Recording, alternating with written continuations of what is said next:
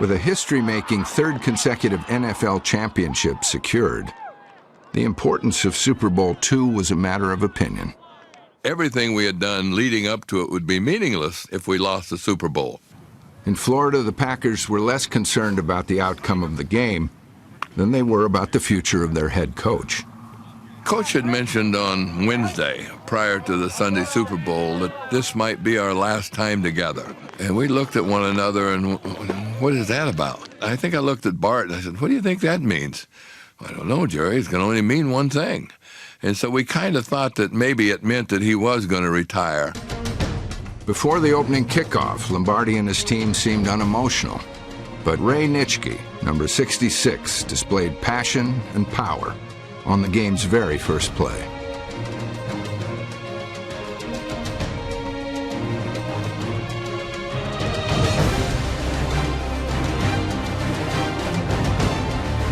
It was no surprise that the NFL's #1 defense followed Nitschke's lead throughout the game. But it was surprising that Lombardi chose number 36, Ben Wilson, to start at fullback instead of Chuck Mersine. But you can't really question Lombardi. You know, everything he did was right. He was a hunch player. Ben had a good game. Wilson was the leading rusher in Super Bowl II. Mersine carried the ball one time for no gain.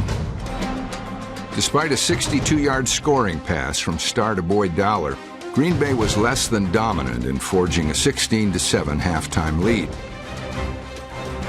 The Packers might have been unfocused, but Jerry Kramer put things into perspective. At halftime, I said, let's play this 30 minutes for the old man. I says, look, we got 30 more minutes this year. I said, let's give it to the old man. Let's play the last 30 for the old man. Throughout the second half, the old man watched his old men methodically take apart the Raiders.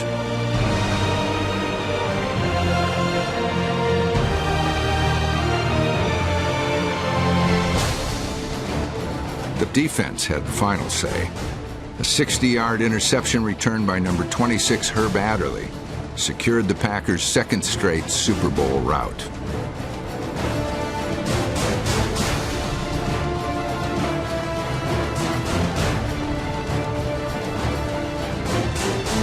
There's that wonderful, wonderful picture of him looking at me, and it's like mutual admiration.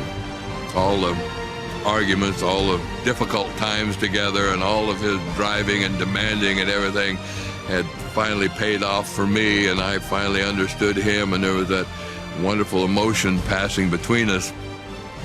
And he looks down and he says, let's head for the locker room, boys. This was Lombardi's last victory ride. 3 weeks later, he resigned as head coach.